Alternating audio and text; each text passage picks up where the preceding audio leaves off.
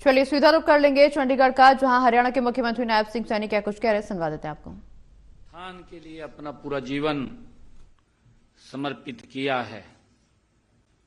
उन्होंने संविधान के माध्यम से समाज को एक सूत्र में पिरोकर हमें नया मार्ग दिखाया है।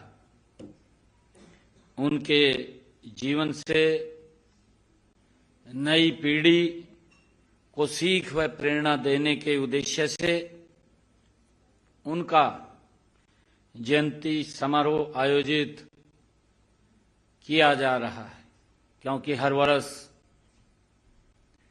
जब से हरियाणा में भारतीय जनता पार्टी की सरकार बनी है, हमारे महापुरुषों के दिवसों को राज्य स्तर के ऊपर मनाने का ये हमें अवसर मिलता है।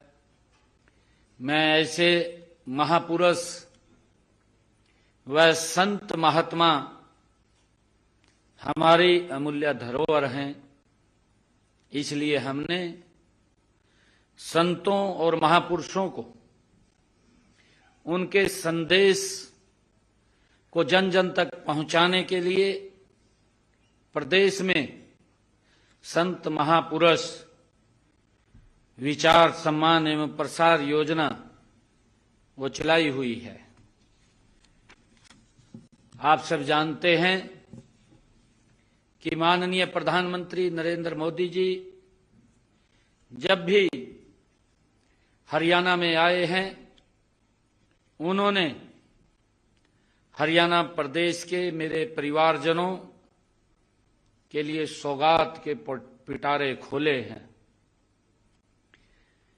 मुझे इस बड़ी खुशी का अनुभव कर रहा हूं जब देश के यशस्वी प्रधानमंत्री आदरणीय नरेंद्र मोदी जी भारत रत्न बाबा साहेब अंबेडकर जी की जयंती के अवसर पर हरियाणा में आ रहे हैं, तो माननीय प्रधानमंत्री जी 2 बड़ी परियोजनाओं का उद्घाटन और शिलान्यास भी करेंगे।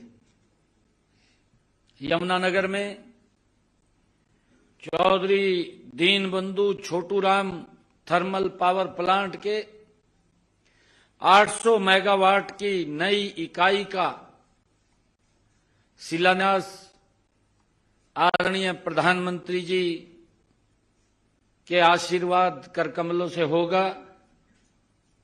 इस परियोजना पर 7,272 करोड़ रुपए की लागत आएगी। इसके अलावा जो दूसरी बड़ी परियोजना है, हिसार में महाराजा अग्रसेन हवाई अड्डे से हवाई सेवाओं का शुभारंभ भी अपने कर कमलों से करेंगे। इन दोनों योजनाओं के बारे में मैं थोड़ा आपके बीच में चर्चा करना चाहूंगा कि अभी भारत सरकार द्वारा ऊर्जा मंत्रालय, Haryana power generation corporation limited को Deenbandhu Chaudhary Chhoturam thermal power plant Yamunanagar में 800 मेगावाट की तीसरी इकाई स्थापित करने की हमें अनुमति मिली है। हमने उसका टेंडर भी फ्लॉट हुआ है और आदरणीय प्रधानमंत्री जी के कर कमलों से वो कार्य शुरू हो जाएगा। यह परियोजना यमुनानगर में Deenbandhu Chaudhary Chhoturam thermal power project में 600 मेगावाट के मौजूदा संयंत्र का विस्तार है। इस परियोजना को पूरा करने के लिए 52 महीने का समय सीमा तय की गई है, जबकि वाणिज्य संचालन 48 महीने के अंदर शुरू हो जाएगा। इस इकाई से हरियाणा की घरेलू ऊर्जा उत्पादन क्षमता 3,382 मेगावाट तक बढ़ जाएगी। वर्तमान में राज्य में लगभग 14,000 मेगावाट बिजली उपलब्ध है। इससे 2,582 मेगावाट एचपीजीसीएल द्वारा उत्पन्न की जाती है। इस परियोजना की जो केंद्रीय पर्यावरण एवं जलवायु परिवर्तन मंत्रालय से भी क्लीयरेंस हो गई है।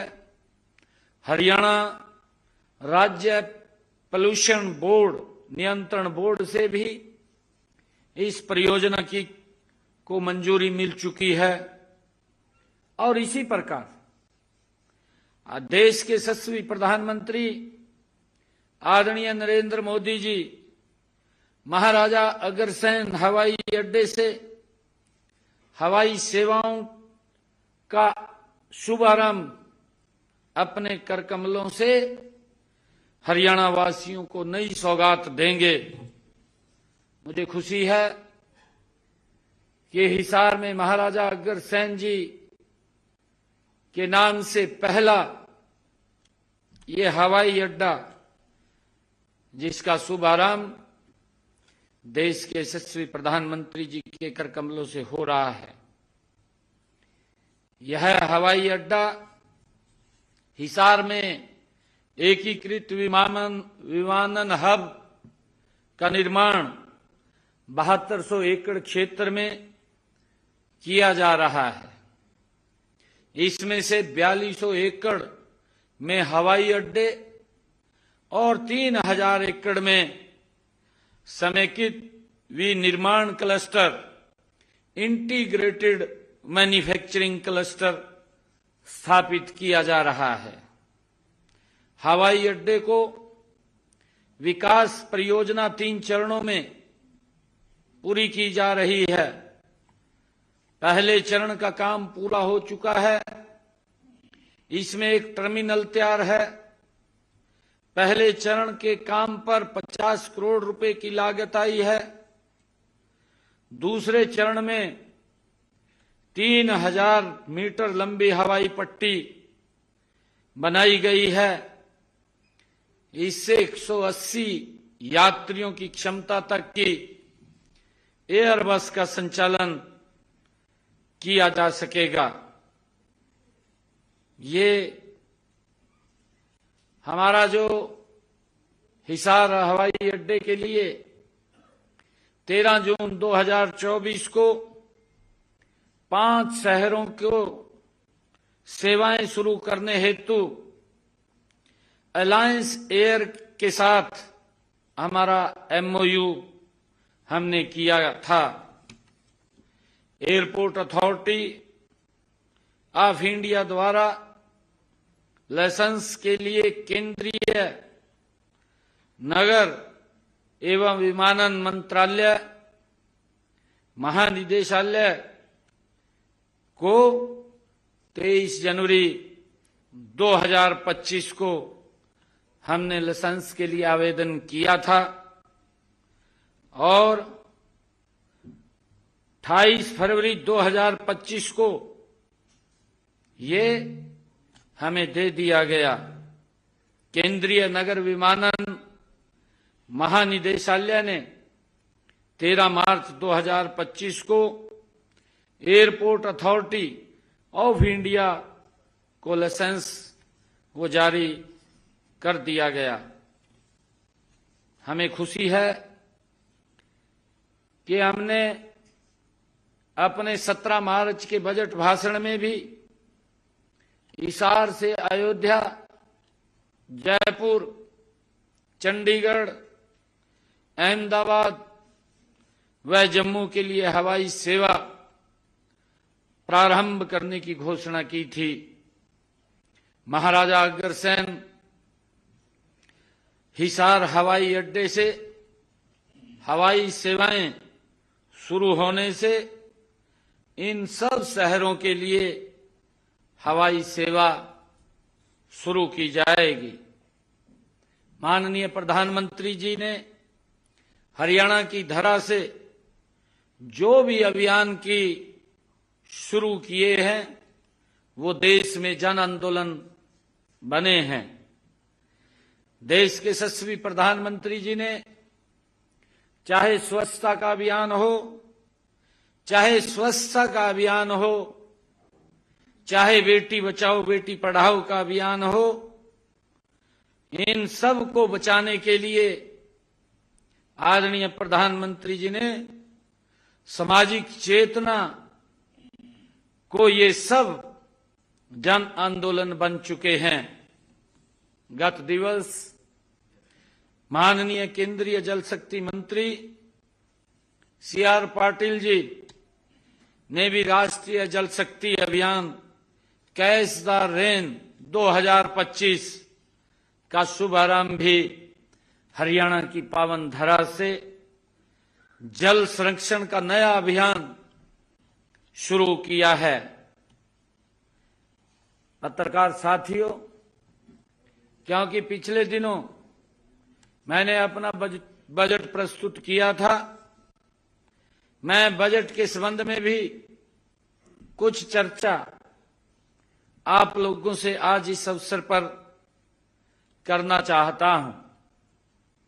वित्त वर्ष 2025-26 में का जो ये बजट हरियाणा के हर वर्ग के लोगों की प्राथमिकताओं और आकांक्षाओं का प्रतिबिंब है, मैं इसकी कुछ मुख्य बातों पर फिर से आप सबके बीच में जिक्र करना चाहूंगा। मैंने बजट में अपने संकल्प पत्र के 90 संकल्प इसी वर्ष पूरे करने का संकल्प व्यक्त किया है। अब तक हम संकल्प पत्र के 217 में से 19 वायदों को पूरा कर चुके हैं। 14 वायदे जल्दी ही इसमें जुड़ जाएंगे। हम हरियाणा को भविष्य सक्षम बनाने के लिए डिपार्टमेंट और फ्यूचर नाम से एक नया विभाग भी बनाएंगे। हरियाणा में AI मिशन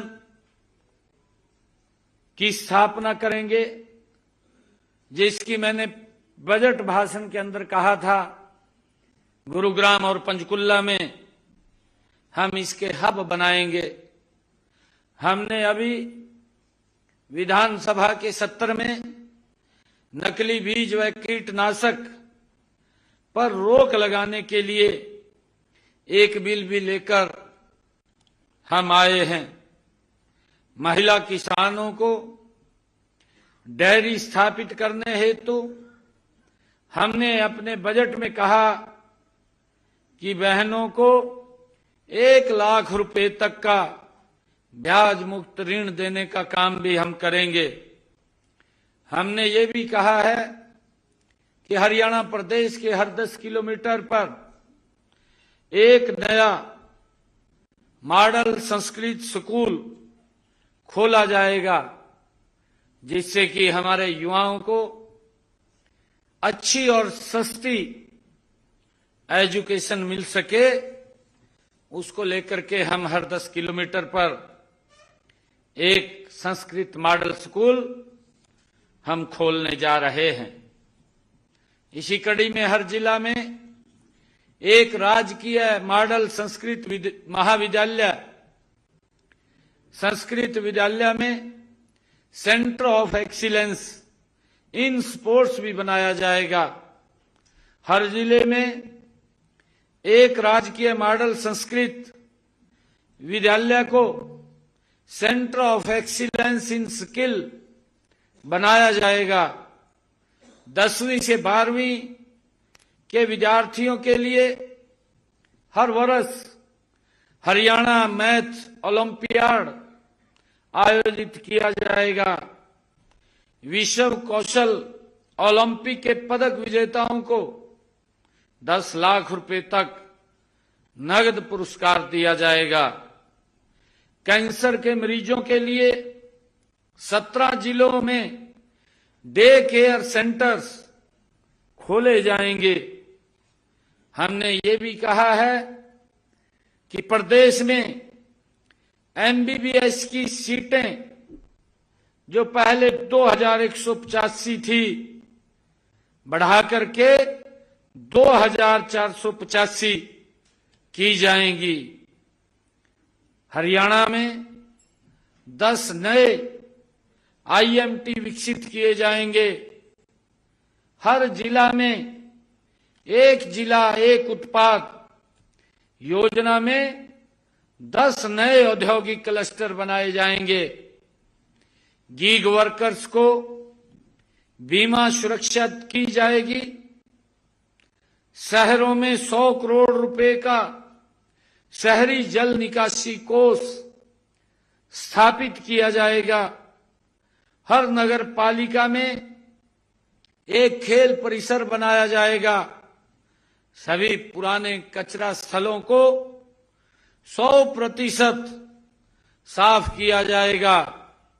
हर शहर में एक पुराने बाजार को स्मार्ट बाजार के रूप में और हर गांव में एक गली को स्मार्ट गली के रूप में कायाकल्प किया जाएगा।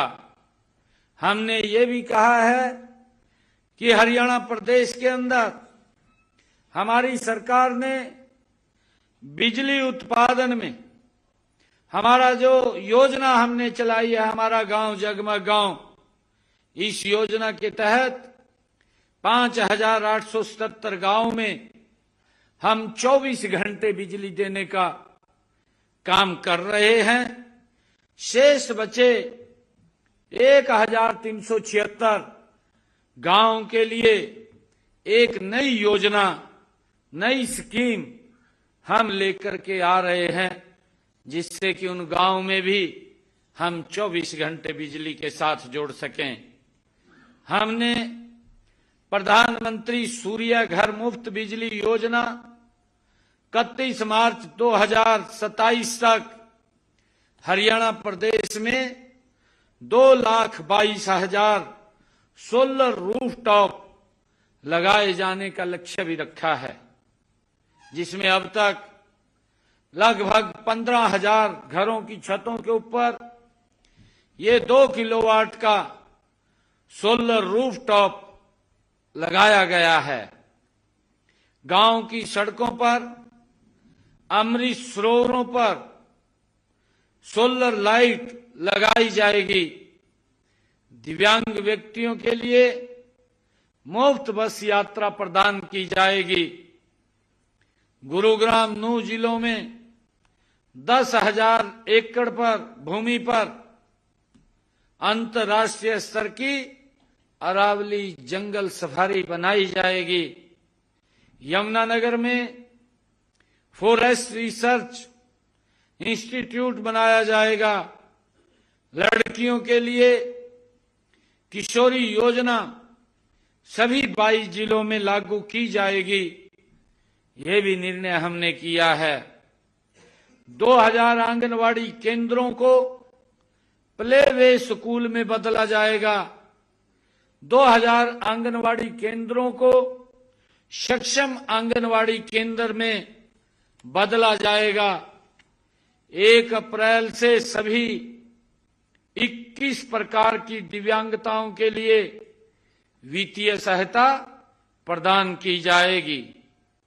हमने कल ही, क्योंकि हमने अपने बजट में भी इस बात की घोषणा की थी, हरियाणा प्रदेश के ऐसे करदाताओं की सहूलियत के लिए सरकार वन टाइम सेटलमेंट योजना, जिसका कल मैंने कुरुक्षेत्र से शुभारंभ किया, हरियाणा प्रदेश के लाखों ऐसे हमारे व्यापारी जो जिस लिटिगेशन के अंदर थे उसको लेकर के OTS one time settlement scheme हम लेकर के आए हैं। कल मैंने कुरुक्षेत्र से उसको लॉन्च किया है।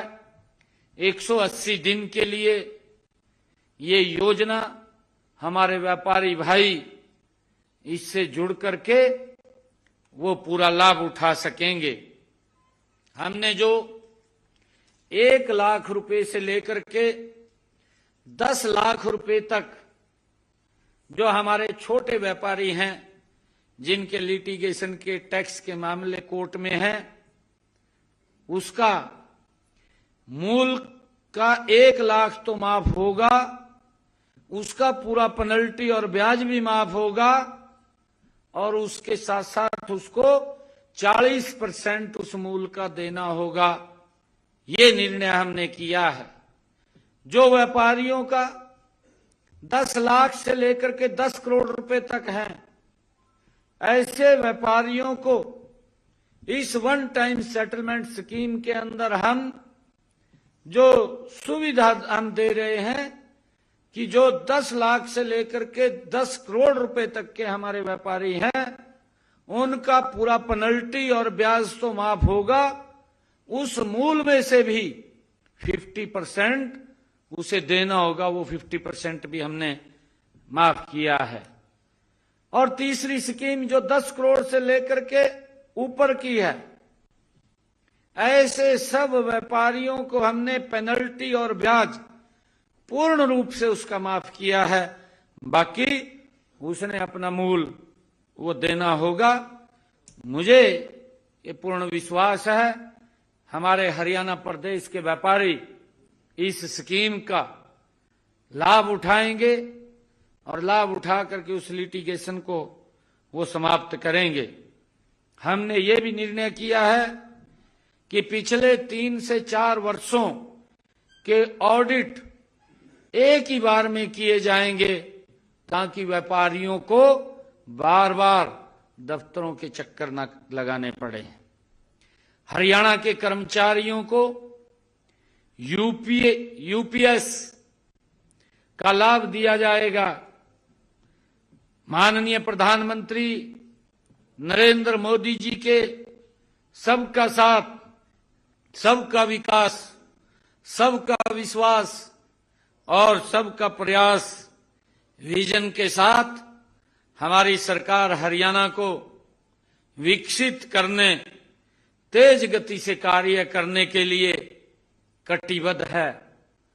आदरणीय प्रधानमंत्री जी का जो विजन है 2047 तक भारत को गति से विकसित राष्ट्र बनाना, हरियाणा भी उनके साथ कंधे से कंधा मिला करके विकसित हरियाणा के साथ साथ विकसित भारत में अपना महत्वपूर्ण योगदान देगा। मुझे खुशी है 14 अप्रैल को बाबा साहेब, भारत रत्न बाबा साहेब डॉक्टर BR अम्बेडकर जी, उनकी जन्म जयंती के अवसर पर बड़ी परियोजनाओं की सौगात और हमारे इस बाबा साहेब को याद करने और हम सब का मार्गदर्शन करने के लिए देश के यशस्वी प्रधानमंत्री आदरणीय नरेंद्र मोदी जी आ रहे हैं। हमारा हरियाणा वासियों का बड़ा सौभाग्य है कि उनका हमें मार्गदर्शन डॉक्टर भीमराव अंबेडकर जी की जयंती के अवसर पर मिलेगा और हरियाणा विकास की मामले में नई ऊंचाइयों के ऊपर जाएगा। बहुत बहुत धन्यवाद। ये अभी बता देंगे आपको, क्योंकि 2 बड़ी परियोजनाएं हैं, हिसार और यमुनानगर। सर ये जो दोनों जगह भी हो सकता है। नहीं, अभी बताएंगे आपको, मैं तो अपनी तरफ से कह रहा हूं। ये हिसार में पहले आएंगे, यमुनानगर में पहले आएंगे? ये पूरी की पूरी आपको जानकारी हम देंगे। जी, डिमांड में कुछ डिफरेंस रहेगा? नहीं, देखिए आने वाले समय के अंदर हम सब बिजली के ऊपर आधारित हो रहे हैं। आज आप देख रहे हैं इलेक्ट्रिक बसें भी आ गई हैं, इलेक्ट्रिक कारें आ गई हैं, इलेक्ट्रिक स्कूटर आ गए हैं और जितनी कंजम्पशन लगातार बढ़ रही है इलेक्ट्रिक की, इलेक्ट्रिक ट्रेन चल रही है आपके सामने, सारा का सारा बिजली के ऊपर हो रहा है। ये हम आने वाले समय के अंदर और गति से बिजली की ज्यादा खपत होगी, क्योंकि उसी के ऊपर आधारित है। डीजल पेट्रोल के ऊपर तो कम हम आधारित होंगे, ज्यादा तो बिजली के ऊपर आधारित होंगे।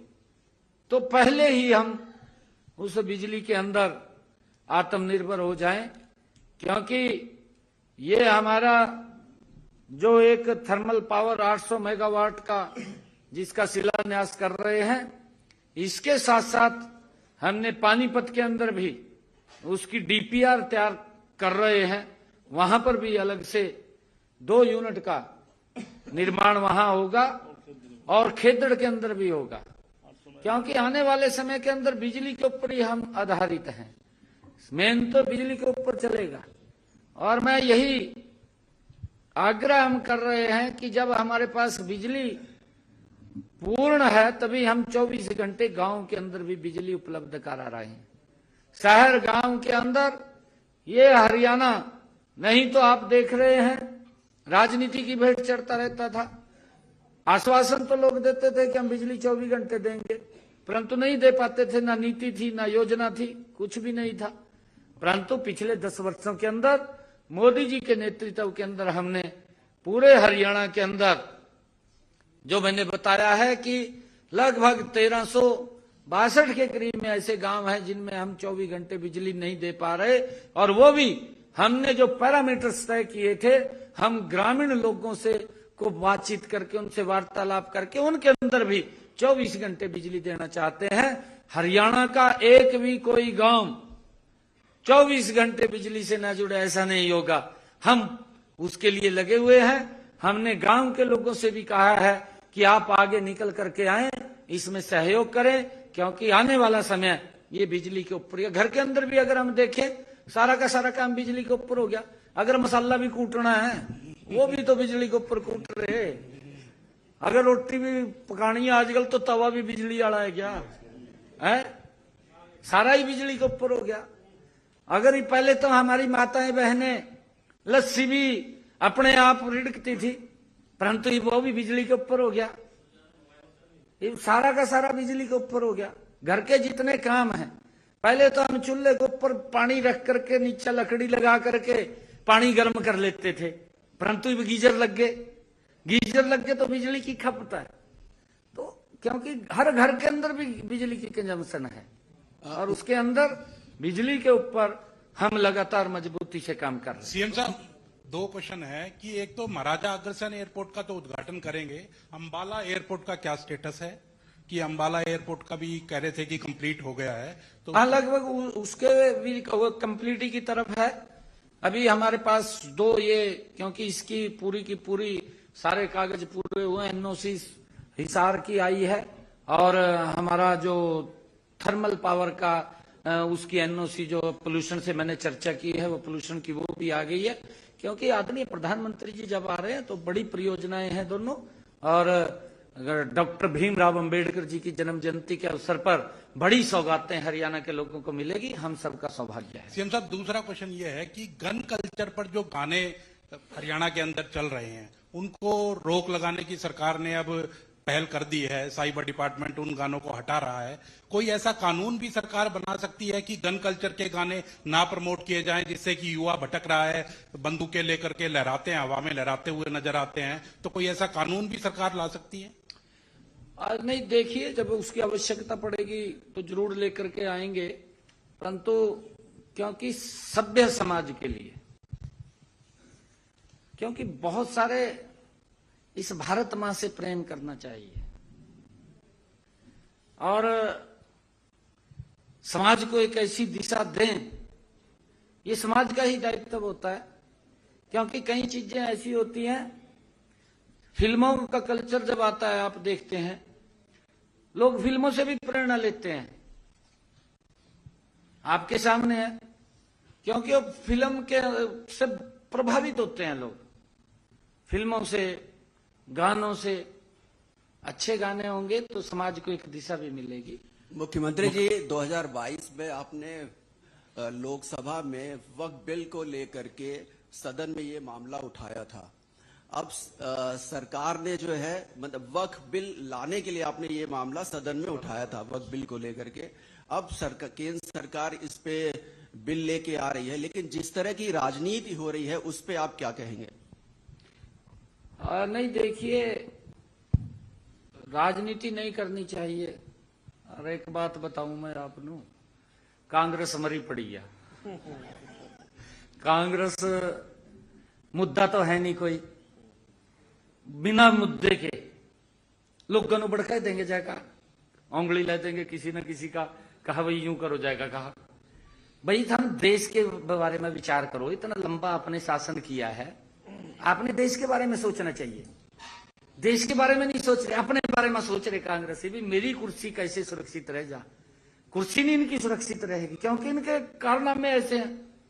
विपक्ष आप देखिए, सीए का मुद्दा था, 6 महीने तक शाहीन बाग को सड़क को रोक के रखा।